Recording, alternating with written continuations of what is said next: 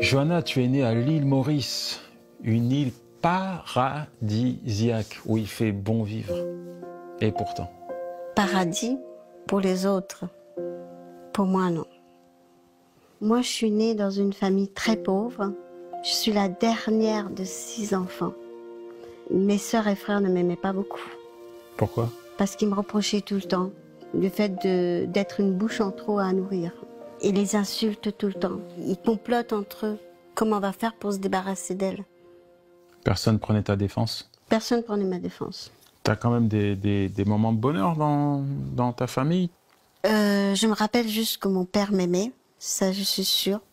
Et tu vas perdre ton père? Mon père, avant de mourir, il a regardé à ma mère, il a dit « Fais-moi une promesse, que tu t'occuperas d'elle, de moi. » Ma mère lui a dit « Oui, je m'en occuperai. » Et quand mon père est décédé, ma sœur est venue à Maurice avec son mari, parce que j'avais une sœur qui vivait en France. Et ma sœur et son époux, me regardant ma mère dans cette situation, elle a dit « Donne-nous la petite, on va s'en occuper. » Maman, elle dit « Je peux pas te la donner parce que j'ai fait une promesse à son père que je m'en occuperai. » Elle dit « Tu nous la donnes, on s'en occupera. » Et même le mari de ma sœur, hein, je m'en occuperai comme ma propre enfant. Et moi, je regarde ma mère, j'ai dit « Maman, c'est une opportunité. Je t'en fais la promesse, je te sortirai de la misère dans laquelle tu es. »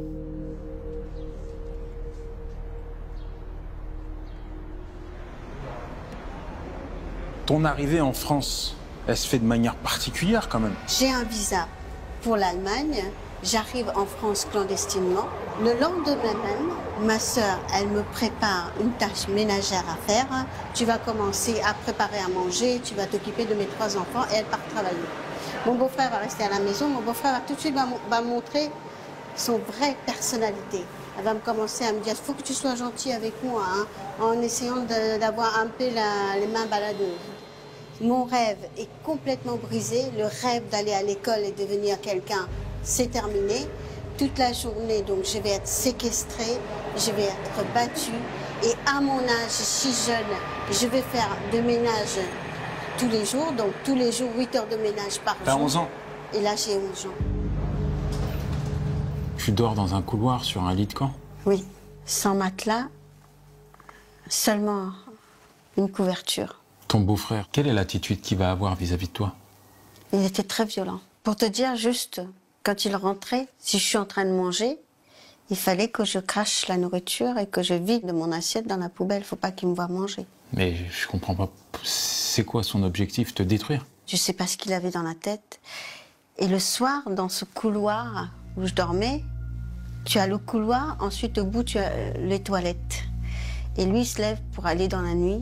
Et quand il passait, ben, je me crispais complètement parce que j'avais peur qu'il me fasse autre chose que des coups.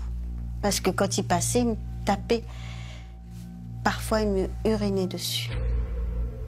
Souvent je vais finir ma nuit à la cave. Pour moi c'était un inhumain. C'est un bourreau cet homme.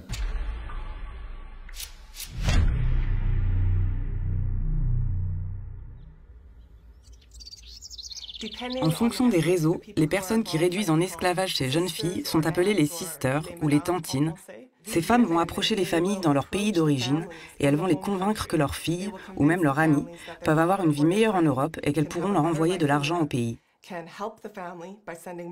C'est avec ces arguments qu'elles arrivent à persuader les familles de leur laisser leurs filles et elles les emmènent avec elles. Ces femmes peuvent même faire partie de la famille. Des fois, les jeunes filles et leurs proches savent ce qu'il va se passer, qu'elles vont être rendues esclaves, et des fois pas du tout. Souvent, elles espèrent juste qu'une nouvelle vie les attend. Ces jeunes filles viennent de familles très pauvres, très misérables. Dans beaucoup de ces pays pauvres, il y a des valeurs culturelles très fortes, comme le fait de se sacrifier pour sa famille. C'est très commun qu'un membre d'une famille sacrifie sa vie, au point même de devenir esclave, si ça peut aider ses proches, si ça peut leur amener de l'argent.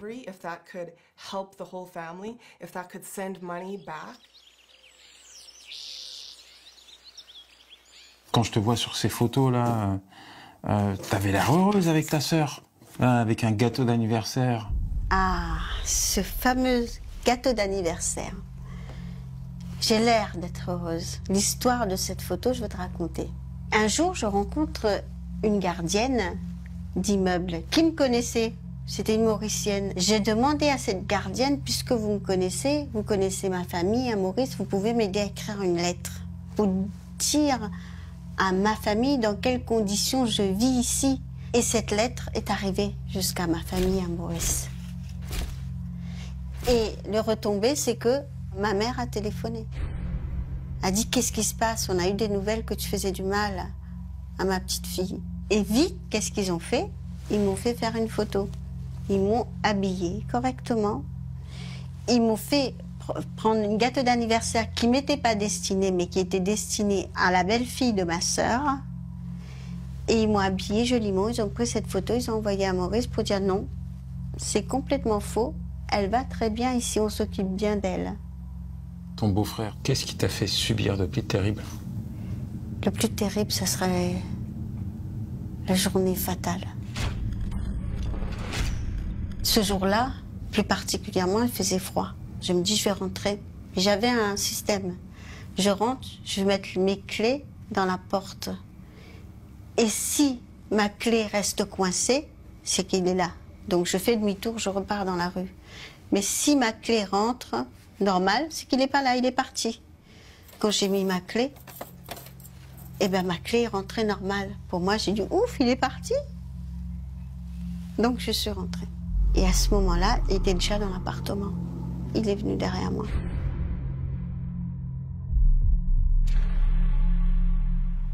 Et là, il m'a sauté dessus. Il m'a attaché les mains et les pieds. Et il a pris son temps. Et il m'a violée, mais dans des conditions atroces. Ouais.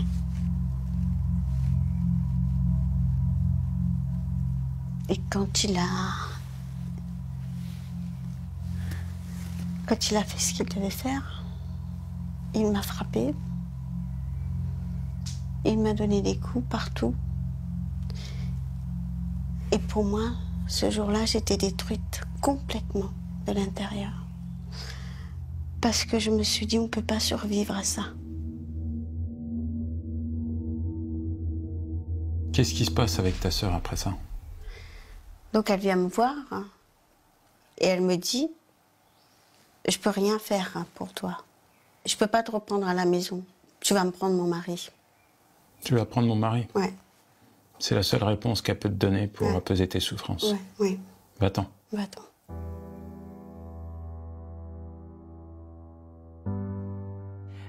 La plupart de ces jeunes filles ne souhaitent pas retourner dans leur pays d'origine. Ou plutôt, elles aimeraient pouvoir rentrer chez elles, mais elles ont peur d'être coincées de nouveau dans une autre sorte de violence là-bas, à cause de la honte qu'elles vont amener dans leur famille. Le fait de rentrer d'Europe est vu comme un terrible échec. Cela montre qu'elles ont été esclaves, qu'elles n'ont pas réussi à obtenir un bon travail, ni une belle vie, et qu'elles n'ont pas été capables de rapporter de l'argent à leur famille. Elles sont terrorisées à l'idée de faire honte à leur famille. Ce sont tous ces enjeux culturels qui interviennent. Elles n'ont pas d'autre choix que de rester en Europe et d'essayer de se construire une nouvelle vie. Et comment tu survis dans la rue alors? Je vis dans les locales poubelles. Je dors dans les cages d'immeubles. Tu te fais souvent agresser par les gens. Qu'est-ce qui fait que tu sors de la rue? Je rencontrais un homme et cet homme va m'aider à sortir de la rue. Mais il sera clair avec moi. Pas d'avenir avec lui.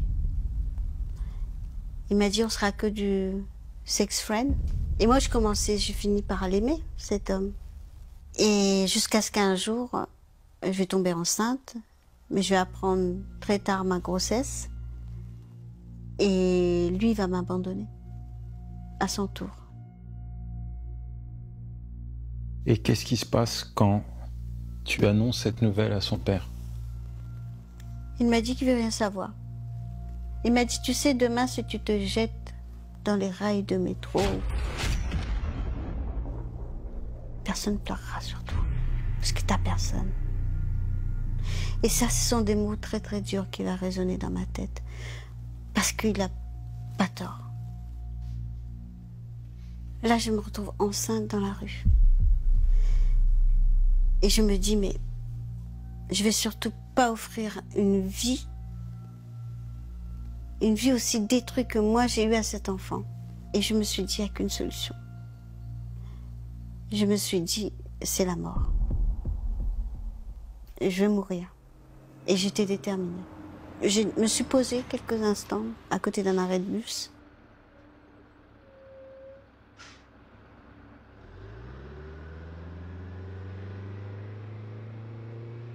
Et à ce moment-là, arrive une petite dame, âgée. C'est là qu'elle dit, « D'où Jésus, quand est-ce que va passer ce bus ?» Et moi, je lui dis, « Jésus. Vous me parlez de Jésus. Moi, j'en ai marre. Je suis au bout de ma vie, vous me parlez de Jésus. » Et puis elle me dit, « Oh, ma pauvre petite, qu'est-ce qui t'arrive ?» Et moi, d'habitude, je suis réservée, je ne parle pas aux autres. Et je vais commencer à lui raconter ma vie. Et elle va m'inviter chez elle. Elle va me dire, viens, suis-moi. Elle va m'offrir le souper et je vais prendre une douche chez elle. Et je vais dormir chez elle cette nuit. Et le lendemain matin, elle va me donner une adresse. Elle va me dire, téléphone à cette personne, elle va t'aider. Et c'est là que va commencer l'entraide, famille après famille.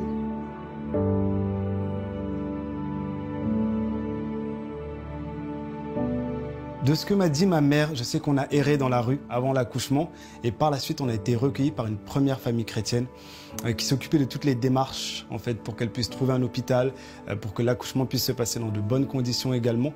Malgré la crainte qu'elle avait, elle était méfiante, elle avait peur, elle avait très peur pour moi. Je me souviens que la première nuit en fait, elle voulait absolument pas que je dorme dans le landau. Elle voulait dormir avec moi parce qu'elle avait peur qu'on m'enlève. Et puis ensuite on va aller de famille en famille avec toujours cette même générosité, ce même amour qui est assez surprenant pour elle parce qu'elle n'en a pas l'habitude, jusqu'à atterrir donc, chez la famille de Sylvie. Au tout début, elle s'était présentée comme étant une jeune femme chrétienne, veuve et complètement démunie.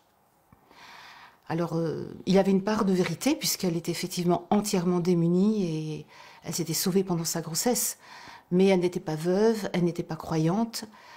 Elle s'était dit qu'elle serait plus facilement acceptée par les gens, ce qui était vrai. Tout à fait, tout le monde voyant ça. En plus, elle avait une tête d'ado, donc elle paraissait très très très jeune, toute mignonne, avec son tout petit bébé. Elle paraissait tellement perdue. Tout le monde a donné des affaires, des vêtements, des affaires de puériculture pour qu'elle puisse s'occuper de son bébé et qu'il ne soit pas démuni, quoi. Donc nous, on a demandé de l'aide parce que je n'arrivais pas vraiment à la gérer, à bien m'occuper d'elle, même avec le bébé, puisqu'elle travaillait. Donc ça faisait assez lourd pour nous. On avait un petit appartement en HLM. Donc on a demandé à un couple de responsables s'ils pouvaient prendre le relais. Donc ils ont accepté provisoirement. Et puis finalement, le provisoire a duré plusieurs années. Moi, dans ma vie, ce qui m'a beaucoup manqué, c'est justement une famille. Et là, les familles, tu sais, ils ne me connaissent pas. Je suis une étrangère. Et ils vont ouvrir leurs bras, leur maison, et ils vont m'accueillir. Et ils vont me donner de l'amour et de l'attention. Et ça, c'est beaucoup pour moi. Ils vont continuer à vivre leur vie comme si je fais partie d'eux. Je fais partie de leur famille, je fais partie de leurs sœurs, je fais partie de leurs enfants, tu vois. Et ce qui va se passer, c'est qu'ils vont parler de Jésus, de ce qu'ils vivent avec Dieu.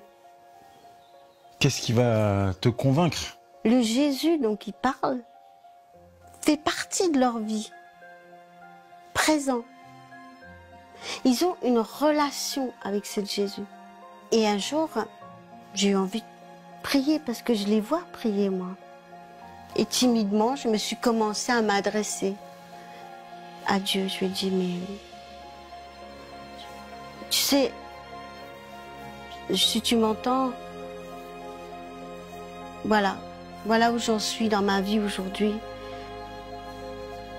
J'aimerais bien te parler, j'aimerais bien communiquer avec toi.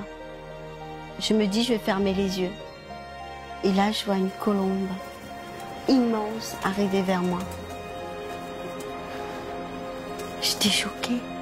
Et je me vois aller dans ses ailes comme ça. Et il me prend, et là, je me sens, mais vraiment, Je n'ai jamais senti un bonheur extraordinaire. Et tout à coup, la colombe, il ouvre ses ailes comme ça, il me repousse violemment. Je me dis, tu as un choix à faire. Le choix, c'est de détacher de mon passé. Et je décide vraiment de faire ce choix. Et que, à ce moment-là, la colombe me reprenait dans ses bras. Mais vraiment, dans ses ailes comme ça, m'enveloppe. La colombe me dit, je ne te promets pas que tu n'auras plus jamais de problème.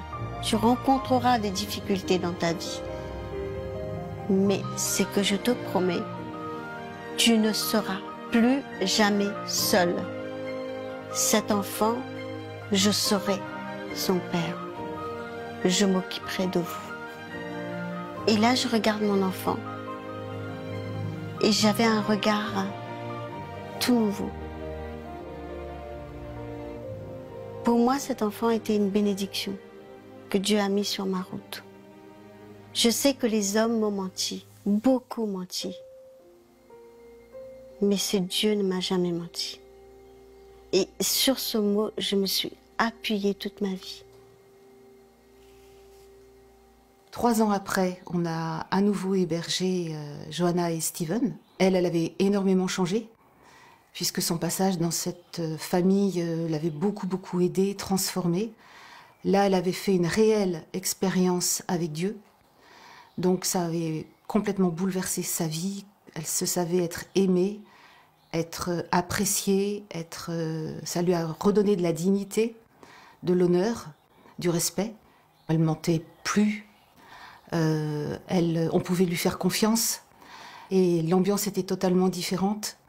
Elle était différente, ce qui fait que dans la famille, avec les enfants, elle s'entendait bien, il y avait des grosses parties de fou rire et à table, enfin, c'était une autre ambiance très agréable, beaucoup plus agréable.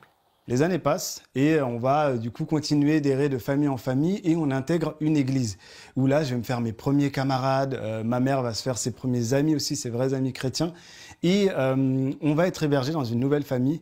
Et là, je sens que ma mère, en fait, commence à se rapprocher d'un des fils de cette famille.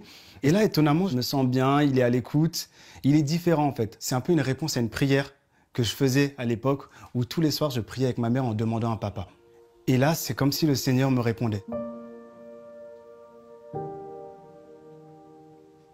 Alors, mes parents ont accueilli Johanna à la maison. Et très vite, en fait, il y a une amitié qui naît entre elle et moi, parce qu'elle me retrouve, en fait, dans mon espace où je suis très introverti, j'ai que 15 ans, et elle me retrouve dans mon intimité, et elle bouleverse mon quotidien. Elle le remplit de bonheur, et ça fait naître en moi, en fait, des sentiments, de l'amour, justement, à mes 18 ans, je l'invite au cinéma. Et voilà, je lui déclare que je veux aller plus loin. Johanna, elle a un passif, elle a un enfant, et c'est pas très apprécié de ma famille, donc on va nous mettre un peu les bâtons dans les roues. On se voit d'abord donc en secret, et ensuite, cette situation étant vraiment pesante, je vais déclarer officiellement à tout le monde que je la vois. Pour officialiser, on va se fiancer, donc on va rester fiancés pendant 1 année. Et le deal, justement, c'est qu'au bout de cette année, on puisse se marier. Je me suis battu contre vents et marées, contre les autres qui ne voulaient pas. Ensemble, on s'est tenus par la main et voilà, pour moi, c'était elle et personne d'autre. Aujourd'hui, tout ce que je peux dire, c'est qu'elle a vraiment bouleversé ma vie. Elle m'a changé profondément. Et vraiment, on avance main dans la main et c'est mon bonheur.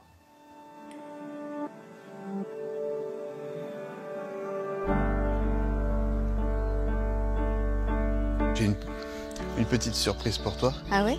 T'es prête à te laisser embarquer, faire ma surprise? Une fois de plus. D'accord.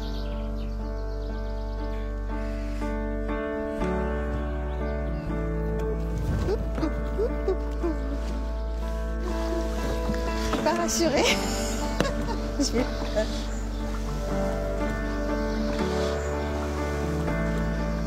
Je connais ta glouglouphobie.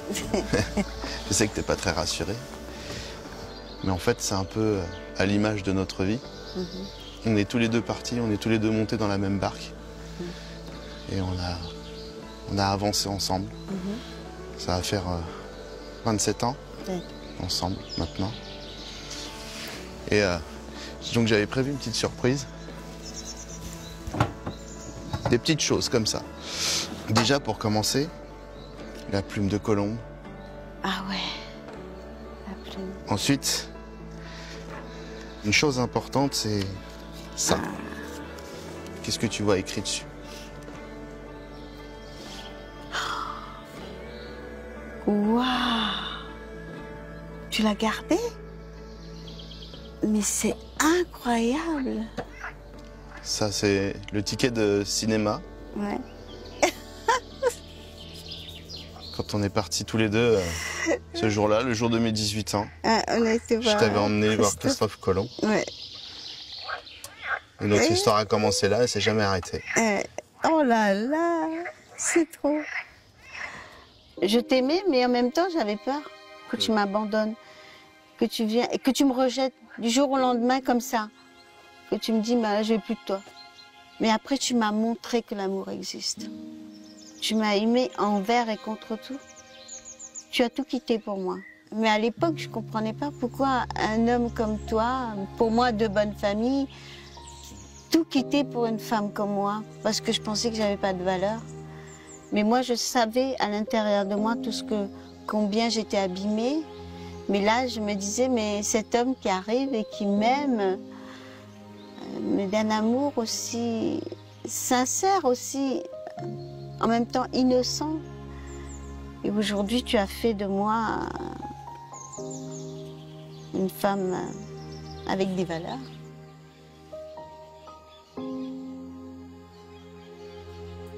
En fait, Nicolas, je le vois un peu comme un pansement sur ma blessure.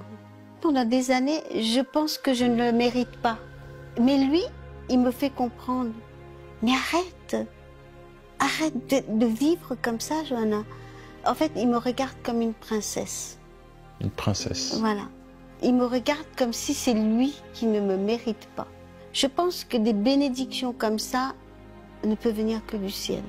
Et ce que je vais découvrir petit à petit, je peux aider d'autres femmes avec mon témoignage, chose que j'aurais jamais cru. Avant, je n'osais pas donner mon témoignage. J'ai commencé à aller dans des associations et aller en prison. J'ai commencé à parler de ce Jésus qui m'a sorti de ma misère.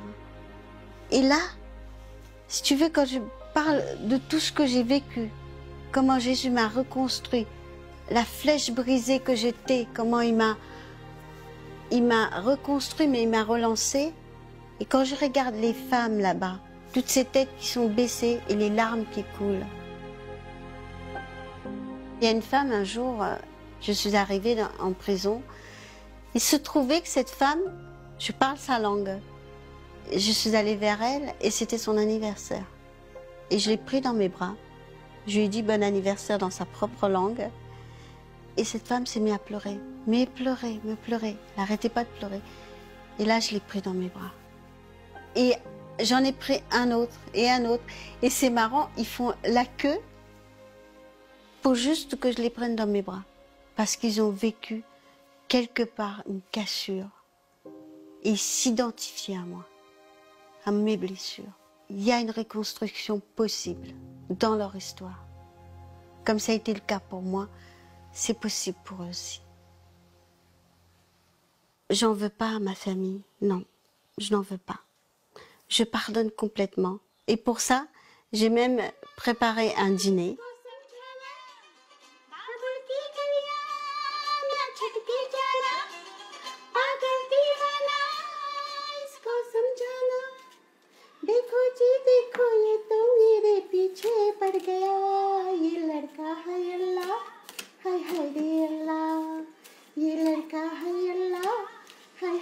Et j'ai invité ma famille, toute ma famille, et mon beau-frère. Et je l'ai préparé pour lui montrer la hauteur de mon pardon. Et c'est pour ça que j'ai préparé ce plat exceptionnel, pour lui montrer combien mon pardon est aussi grand que ce plat. Ce pardon m'inspire parce que pour moi, Dieu m'a pardonné. J'ai rencontré le créateur du pardon. C'est lui qui est capable de pardonner. C'est lui qui m'a pardonné, moi. Aujourd'hui, c'est à mon tour de pouvoir accorder ce pardon à quelqu'un d'autre. Moi-même, j'avais souffert, mais moi aussi, j'étais coupable quelque part. Parce que moi aussi, j'ai commis des péchés dans ma vie. Donc, je ne suis pas innocente. Donc, quand j'ai rencontré le Christ, j'ai compris ça. Il m'a guéri, restauré, rétabli. Aujourd'hui, c'est à mon tour de pouvoir vraiment faire cette démarche.